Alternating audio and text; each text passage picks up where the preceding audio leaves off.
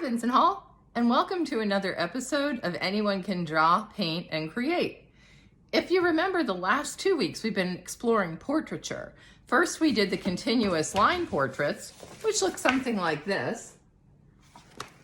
And then we went last week to doing portraits with mass and volume, which this was our final picture. We're going to put all of these things together as promised and come up with expressive portraits. Now, what does that mean? All portraits have some expression. Even if you're void of expression, basically that's an expression. So what do we want to do? Well, it means emphasizing an emotion. It could be surprise, or it could be just overjoyed smile like yay, or shouting, or pensive, whatever it might be. We're adding a mood. The key to adding moods in drawing is to remember with the face that it's all intertwined muscles. So if we incorporate Newton's third law, which is for every action there is an equal and opposite reaction, remember that when you smile like that, your eyes actually come down a little bit. So you can see my eyes will squint as I smile. It's hard to talk and do this. And you'll start to see an angle down here as the mouth comes up here. If your mouth opens wide this way, like that, your eyes will open up on the top as well. It's just an automatic movement because everything is interconnected. If you remember our friend the head here from last week, all of these angles will change as you do an expressive self-portrait. So I have a bunch of pictures I've selected here, and we'll look through them in a minute, but I decided to go to the most basic yet the one everybody wants, which is a smile. An open mouth smile, and how to draw teeth without making them look like somebody has chiclets in their mouth.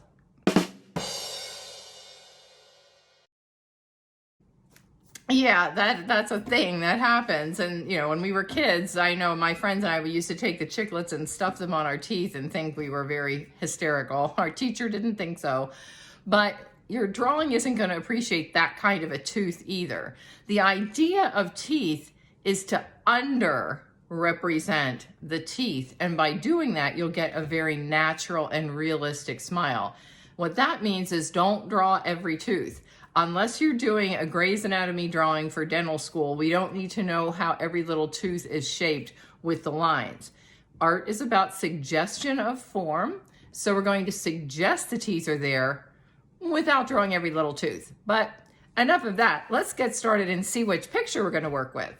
Once again, I'm using portraits that I had in my portfolio, but you can find lots of people smiling in magazine ads and in all kinds of newspaper pictures, or probably family albums, although again, I recommend at least going with someone that you don't know too well. It just makes life a little easier. This gentleman has an interesting smile, and the backlighting is nice. This one has a great idea of surprise, open mouth and the addition of the tongue, but that might be a little too much for today. This gentleman has a very nice natural smile. This was actually a father of the bride when he was seeing his daughter for the first time as she came out the door in her dress. And I like that we can also see the bottom teeth in this, so that might be interesting. Then we have the three-quarter portrait with just a nice natural smile. Someone who's definitely seeing someone they know and greeting someone. This is actually the president of Tanzania that I photographed in 2011. Here's someone else at a wedding just waving. I like these candid portraits, and I like the idea of her smile. And we're looking up a little bit, so the angle might be fun there. And then we have overjoyous girl at a celebration with an open mouth smile. So after going through these and trying to see what might work the best for everyone in order to draw teeth, I think I'm going to go with this one, simply because we're seeing the curve of the teeth nicely. We're seeing a lot of teeth and gum, which can be a challenge because we don't want to overemphasize, but I like a challenge. Let's get started. Before we start drawing teeth, we have to plot in the head and the face. So we're going to do the same thing we've done before, which is just kind of come up with about where I want the top of my head to be. So I have somewhere to get started. This time I'm going to go around this direction. And again, it's similar to the gesture we did and the continuous line. And as promised, now we have the back of the head to contend with. This angle is going to give us the back side of her skull. Very similar, pardon my reach, to having my head angled this way. So we do get to see a little bit of the cranium, and we have to remember this rise in the back of the head ends before the jawline. It's almost a 45-degree angle. So what you don't want to do is draw the head too far down, and the more someone's tilted, the higher up the rest of that head can be. Now she has long hair, so we've got to put on our thinking caps and just kind of imagine what a skull might look like if we have someone tilted like this. And we can tell her neck is elongated, so we have a pretty far sense of where the top of the skull could be, and we can always modify. Now we have the top of the head. We're going to come halfway down. I already figured out I have 2/3, 1/3. So if I come halfway down, that's about here. This is about where my brow bone is going to be. It's going to wrap around a little bit. And then about halfway through here is roughly where I think my nose is going to be. And again, it wraps so it gets a little narrower. Now, here's the key. We no longer have that one line where the upper and lower lip meet. Now we've got a smile. So we have to accommodate for the top of the upper lip and the bottom of the lower lip. And then we'll talk about where these things line up, because everybody's smile is going to be unique. And then roughly where the chin is. Now the key is this chin doesn't slope in. Some people's might, but her particular chin actually comes out. So I'm going to just kind of rough this in and then start to get this angle. Once I have this, I can see that my ear is going to fall into this area and come down here. And I'm going to modify some things here. This will be her jawline.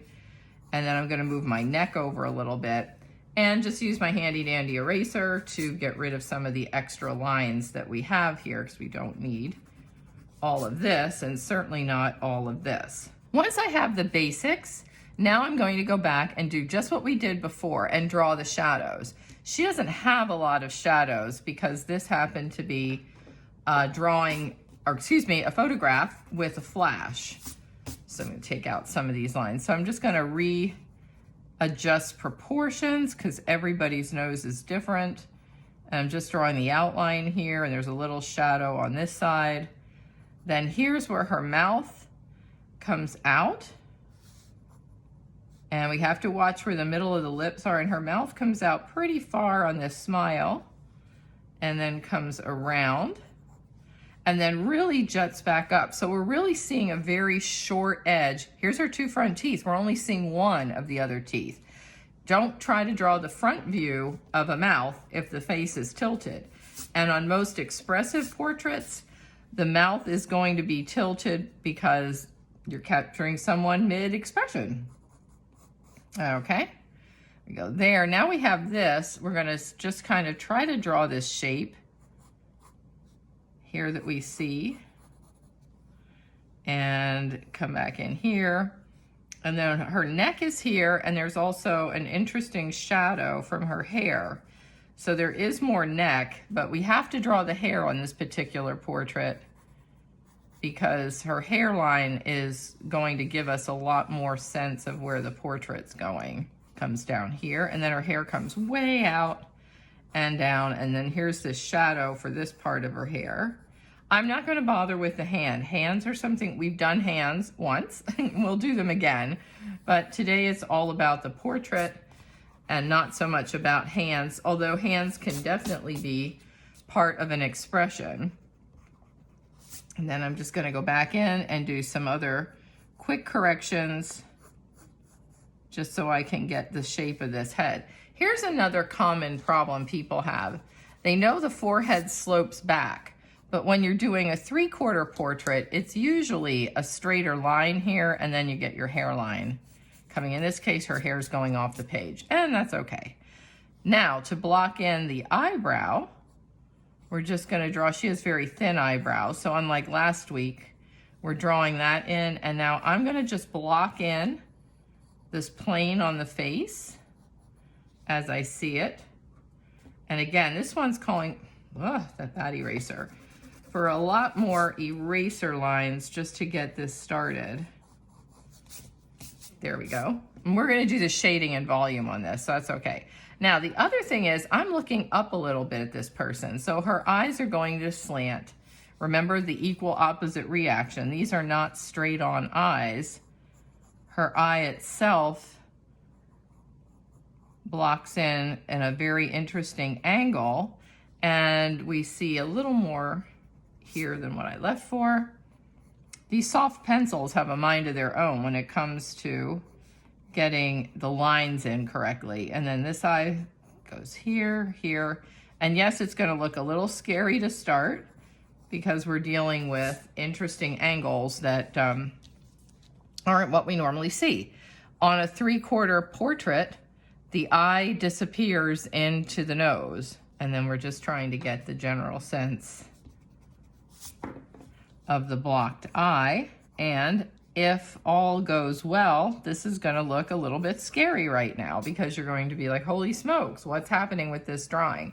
Not much right now, but we just wanted to get the general sense of where things are. And now we can go ahead, that nostril's even bigger than we think, and erase some of these lines out and come back so we can work on the mouth. We've got some of the little extraneous lines erased out, and I left a little circle there for that highlight on her cheekbone later, but I can take that out because that's actually distracting me a little bit. And I'm just gonna move her ear back somewhat. I'll probably move that ear back even more. I think I'll erase that out. Once this comes up here, we have to always talk to ourselves. The ears are connected to this little tendon at the jawline, so that'll help us determine where her ear is gonna go and where this hair is. And again, ear, not the important part of this picture. Today's all about drawing the face, so we'll just kind of rough that in. So here we have her smile. The other thing I wanted to point out, and I forgot to when we were talking, is when people smile, their upper lip is going to pull and stretch. So odds are you're not going to see that poofy little bow mouth or a very thick upper lip. It's going to thin out no matter who we are. Our mouth will always thin as we pull and smile. Again, equal and opposite reaction. So let's focus on these teeth. The normal course of events that people want to do is they want to draw in every single tooth. And what I'm going to suggest is don't. You don't want to do that. You're going to be unhappy with how this looks in the end. What I would suggest is, just like we've done before, figure out where your shadow is. In this case, she has an open mouth. And I'm just going to try to draw in, I'm not going to even draw the outline, I'm just going to draw the pencil line where I see this dark shadow go. Now this is going to look terrifying at first, but we are going to get this smile to look right. So hold on, that's certainly not her lips. That is just this little smile right here, this little edge. Now that we know where that gap is, we know where the bottom lip is going to fall. And I'm gonna just kind of draw in the outline of where I want this lip, knowing that here's where the teeth and the lip kind of meet, and then the mouth tapers this way. So you see I'm drawing the teeth by not drawing the teeth. Now I can go up to the upper lip, and if you follow along here, I'm drawing where I see the shadow and where I see the teeth fall out and this upper lip in a shadow here. Again, I'm pretty much following this line, not the gum, but the line of the lower lip, and here it really tapers out rather thin. Now I can come back in and fill in my upper lip, and notice that it gets fatter over here. It's starting to look a little bit like a mouth, and again, I'm not drawing every line on the teeth. However, since she does have what my dentist would refer to as a gummy smile, someone whose gums show when they smile, we can start drawing the upper line of the gum line. So where I see her teeth, and remember, teeth, even with orthodontia work, they're probably perfectly imperfect. So don't try to make perfect teeth. They will look weird and they won't look believable. And if I'm doing this correctly, her two front teeth should line up with the middle of her nose, and they do. And don't get scared. We're going to erase out a lot of this shadow. I'm just trying to draw this in so that you can see roughly where the teeth will go. what people want to do now is connect the dots and make all these lines come through. And what, again, I'm going to suggest is, when in doubt, don't. So we're going to actually erase most of this out. There's going to be shadows. I'm going to switch to my mechanical eraser because this is such a small area. If you're using different drawing pencils, I would suggest for the teeth using an H to a 6H even pencil, something really light, so that you can see I am using the absolute opposite of that. This is an ebony pencil, which is pretty much as dark as they come. But that's what I wanted, so you to be able to see where I'm going with this drawing. Now, the other thing we don't want to do is finish one part of the portrait without getting the rest of it blocked in. So this one has a lot of light. It doesn't have a lot of shading, but it has some. And here's this shadow here. So I'm just going to roughly shade this in. This is going to become a volume drawing similar to the one that we just did. But since this is hair down here, I'm going to just kind of rough in some lines. It's an interesting angle for all this hair. That hand really gets in the way, so I am just going to pretend that hand is not there and just do the hair accordingly. If I were looking through the newspaper for an image or from a magazine, I would try to find one where the person was photographed outside, so that you don't have all this flash bounce light, which is what I'm dealing with here. Again, this portrait was just an afterthought. When I'm out shooting an event, sometimes just to keep myself entertained, I look for interesting things that might work as a portrait later on. And again, I'm just using this to suggest her hair. She has a little headband up here, and I will add that in because that does make some sense based on how her hair is going to be pulled. So I'm just shading that in so I know where it is. And again, I'm going right off the page with this, but that's okay. In art world, this would be considered more of a study than an actual finished work. And we'll make this side as much lighter on her hair. So I'm going to go in and rough this part in and get this part in on her neck, so that we can see some of these shadows. Her chin has a pronounced shadow and another one right here. So once you start building in these little side shadows and the areas under her nose that have a little bit of a shadow coming down the side of the mouth, that mouth won't look as crazy as it did when we first started out. Again, it's all about proportion. It's all about finishing off certain areas and seeing that there's highlights and shadows, and this nose isn't all light. Yes, she has lighter lighting than last week's model, but nothing is still white. And I'm just gonna rough in the shadows that I see lightly along her eyes. Remember, I'm not drawing in the eye pupils yet or anything like that. I'm just blocking right now, just blocking in areas that I know are gonna have more of a shadow. There's a bit of a shadow coming down here and all along this edge. And here, I am gonna do the ear, the edge here a little bit. She's got darker hair underneath coming down here. If you wanna add jewelry, you can. I'm ignoring the earring for right now. We can add that back in later. And then just kind of roughly shading in a little bit here. We're gonna use the blender like we did last week, but just so I can get a sense of where the tones are on her face and know that it's not white under here. Like there's a lot of shadow and tone. Okay. And we're gonna be doing something with our blender later, so we're not gonna worry about that. Now, once you get this far, I'll just bring in a little more on the nose because I wanted to make sure you could see the edge. It's starting to take some shape. Hopefully you can see that. Here we go. So we're getting a little bit more of the sense of the face, but we still have to work on this mouth. How to do that? The blender, believe it or not, is going to be your friend on these teeth. So now that I have some tone, and her lips are darker, remember that upper lip is usually darker than the lower lip. I'm gonna just softly blend that in. And now comes the blender. I would use the smallest one you have, or a Q-tip is good, The big one, it's just gonna kind of get everywhere. There's a little bit of teeth that show up here. So I'm just kind of blending in this and then getting her mouth. And once again, because we're emphasizing the mouth first, it's gonna look a little undone, but it will look better when we're finished. Now I'm just gonna go back through, just like last week, and blend in the facial features to get some of the volume. Once I get out of this area with the mouth, I'm gonna switch to my bigger blender. Just come down here with this one so that my skin tones don't look too phony baloney, which is what can happen sometimes if you're using a little blender for big areas. There we go. Okay, so I'll switch to the bigger blender just to kind of give this a little bit of a tone.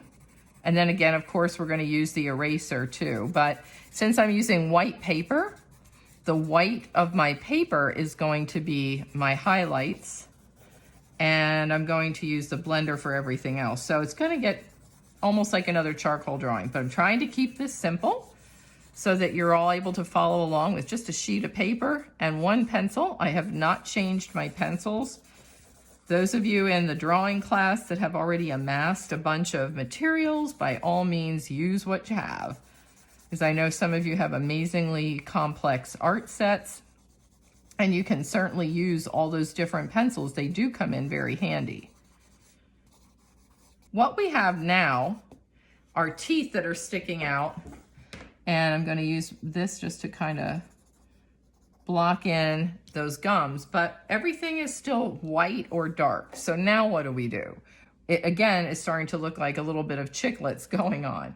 What we do is we start out with just a blender using the existing pencil dust or charcoal or whatever you're using, and just lightly start getting a little bit of teeth, because even the teeth aren't perfectly, there's some highlights on her gums here, but for the most part, the only teeth you might want to, if you need to show a difference, is the two front teeth. And I'll erase this out because I see that I got, and maybe here and there, just show a little bit of a line where the teeth have a definite edge. Like there's always going to be some teeth that don't align perfectly, and we can do that. Now, the other thing we want to do is as teeth go back, they're shaded, just like the eye. We don't want a white eye. We have it now because we haven't worked on the eye yet. But for teeth, you want to make sure your edges have a shadow.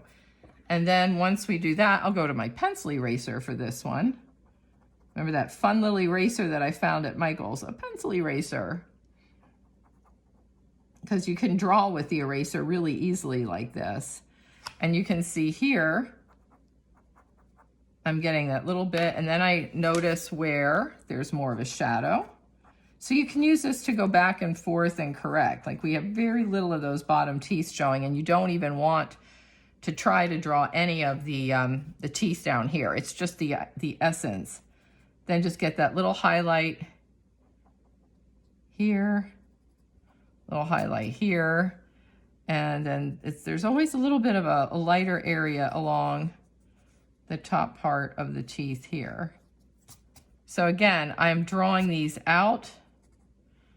I am getting the lips kind of figured out where I want them to go. If I see that this line has to go thinner, just use your eraser to thin that out, and we can go back in and blend this in later. There's that little catch on the nose, little highlight there. There's a highlight under the nostril here. So you see, once we get this started, we can start building in the rest of the nose. That comes down. And there's a highlight here. That's why I like these pencil erasers. They really help you see where you're going. And then there's a pretty bright highlight right here. So don't be afraid to take these highlights out. And then her chin comes out. By doing these surrounding facial structures, the teeth won't look like they're standing out all by their lonesome.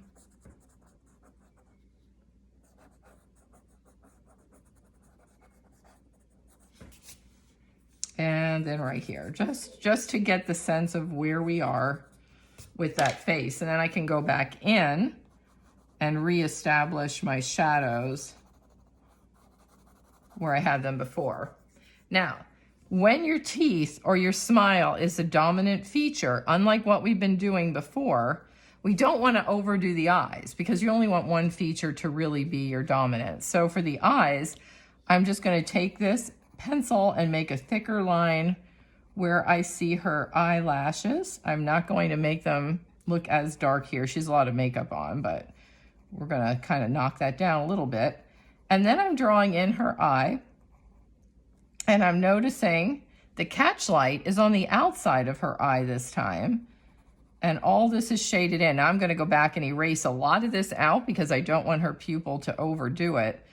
But I do want to give the sense of her looking in one particular direction. And right now, it's a little dark, but we're going to fix that. I just want you to be able to see where we're going. So we're basically shading in the entire eye. And then we'll come back in and do the catch light. Now, if any of you know Lonnie Colors, who's in our drawing class, he has developed a great technique for catch lights, which I really like. And he uses a toothpick and a little dab of white acrylic paint, even in a pencil drawing. But lo and behold, he gets a perfect catch light with no fuss, no muss. So if you happen to have some acrylic paint lying around, or back to the old white whiteout, that works too. But I don't have either of those, so I'm just going to go with what we all will have, which is a regular pencil. And I'm using my blender to create the eyelash and the eyelid and the eyebrow. So I'm just roughing all this in because her eyes aren't going to be our dominant part. I'm just trying to define this shadow. There's a lot of shading on this side, but I don't want it to look overdone either. So I'm going to be taking my eraser to a lot of this and hopefully getting this to set up to look believable. All right, so now that we have the eyes in, sans the highlight, I'm going to just lightly knock down the eye here. It's pretty light here, but the key is going to be, again, clean off the eraser there, to get the catch light back in. So if you don't have the white pencil, I think I'm going to switch to another eraser. That one was not stiff enough. There we go. Sometimes that mechanical eraser is what you need. Follow where the catch lights are. If she's looking this way to the right, her catch lights are going to be on the left-hand side of her eye. And we'll just kind of block that out for now. See where this is. And then just kind of go back in and lighten up a little bit of this eye here. Using the eraser to draw the eye.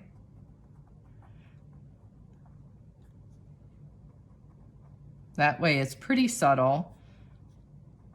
And here where we see it goes a little thinner. That's why I love the detail you can get with these tiny little erasers. They really do make a difference. And it gets lighter in here. And then over here, we've already got that nice and light, but down here it can get a little softer. So I'm using this almost like a blender just to lighten this back out. Show the shadow there and try to get that glistening part of the eye. So here's where we stand right now. We've got the eyes blocked in.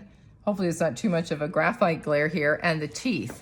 So it's time to kind of unify all this and get those teeth to really pop. So I took some time to just outline a little more of the shadows and just fill things in with a blender. Stuff we've been doing, so it really wasn't necessary to watch me keep reinventing the wheel with this drawing lesson because we did that last week too. Now what I'm going to do is go back and finish refining my shadows, but mostly using my eraser, different ones, and trying to get back in the highlights a little bit more so that we can show some depth. For the hair, I'm just going to use the edge of my black Factus eraser and just kind of build in some of these highlights that I might have lost trying to get the shading in. There we go, just to blend that out. And then here, just coming straight down, this will come off pretty quickly. And I'm using some of that cleaning off my blender technique over here just to create a little bit of a shadow. so that I kind of have a distance between figure and ground. Otherwise, your white paper is fine like that, but you can see how I can get some pretty nice hairlines here just by using the eraser. The key to this is swoop. If you're doing hair, see how I'm doing really long lines with my eraser in my hand? I'm not doing short jabby lines. If it doesn't work out and you need to fix it, you can fix it. That's not a problem. But the key is the bigger eraser, and just trying to see where some of this hair goes. Just pulling, I'll show you here, that really gives you a nice sense of hair. And it's not hard, it's just a matter of going one direction. What you don't want to do with hair is scrub back and forth. Just go once, see what you get, and if you have to go back, then go back.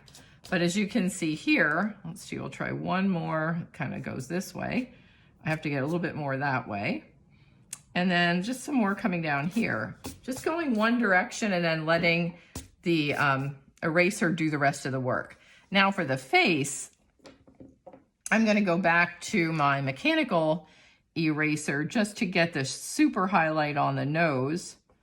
Because again, when you're doing the blending tool, it's gonna kind of get your graphite everywhere, and then you're gonna lose some of the highlights that you want to keep, and some of them won't come back until you actually use a stiffer eraser to try to bring those back in. So we can use this to build up this side of the nostril a little bit, and then this really nice beaming dot of light that we don't want it to look kind of crazy, so I'm going to soften that out a little bit. And then I can go back up here, and notice I'm holding my pencil or my eraser pencil on a 45-degree angle because her face is on an angle. So if I keep my pencil or my eraser on the same angle as what her skin is doing on the face, it won't look like a strange outline. It'll look like it belongs. And the same thing over here. I'm going on an angle. We really want to try to blend this in as best we can as skin and not have it look like fake. And if you want, I mean, you can. Speaking of things that don't look real, next week, we're going to switch gears completely and go to something really fun called bold color. So for all of you that are colorists, this is for you. It's not going to be realistic color. It's how to draw expressively using colors that you wouldn't expect to create an interesting drawing. And we're going to go back to colored pencil again. So just so you know where we are. And yes, you could do a portrait. So if you've decided that portraiture is now your thing and you really like this, or you just want to practice more, by all means, try a face for next week. I'm not sure what I'm going to be doing yet as far as subject matter. I have to think a little bit more about that. I've been toying with doing an interesting old house, kind of like the Addams Family house or the Munster house, basically an old Victorian type house. But I'm not sure. So we'll have to stay tuned for that. Again, I'm just getting the highlights here, and then there's a highlight on top of this brow. So again, keeping the angle different, because we don't want to do the swoops like we did with the hair. For this one, it's just a matter of lightly going in, almost like cross-hatching, just softly circling around to get these things blended in, but using an eraser nonetheless. There's a little bit of a highlight here. Then I can go back in and just kind of give these teeth just a little more oomph if they need it. Might need here. Looks like we got lost a little bit. It's these two front teeth, and I don't want them to be chiclety, but I do want you to be able to see the difference. And then that one here, and then we'll go back in with our little blender and just get the tone of the lip back in because I overshot the runway on the highlight of the lip.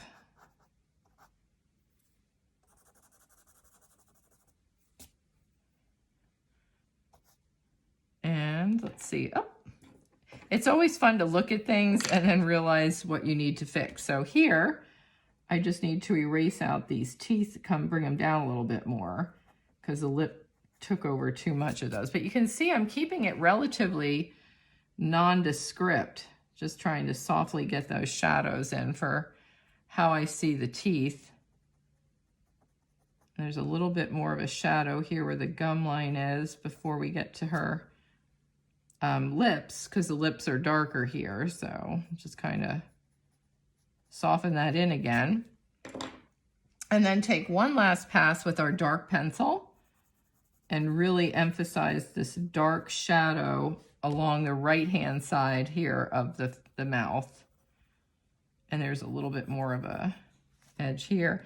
And then where we totally blended it, welcome to being a left-hander again, I want to redefine the space between the upper and the lower teeth by going back in and drawing in this line, and see how I'm suggesting the edge of the teeth without showing the edge of the teeth. And this part is her mouth here, a bit more gum line here. And I think we can call this pretty much finished. I finished a little bit more of the shading, and I did my hairspray spray of my drawing. So here it is. And we can see that we have an open tooth expressive portrait.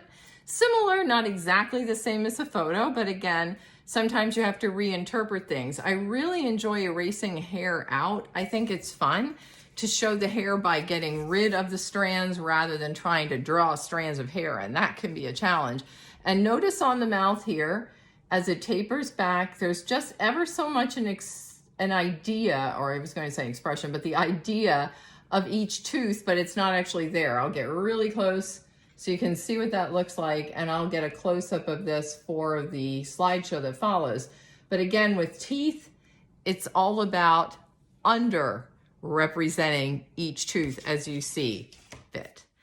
I hope you've enjoyed this week's episode of Anyone Can Draw, Paint, and Create. And I hope everyone has a happy Valentine's Day this coming Sunday. Until next week, Vincent Hall, stay safe and be well. And we'll see you for the next episode. Promising we're going to be doing bold color, so get ready.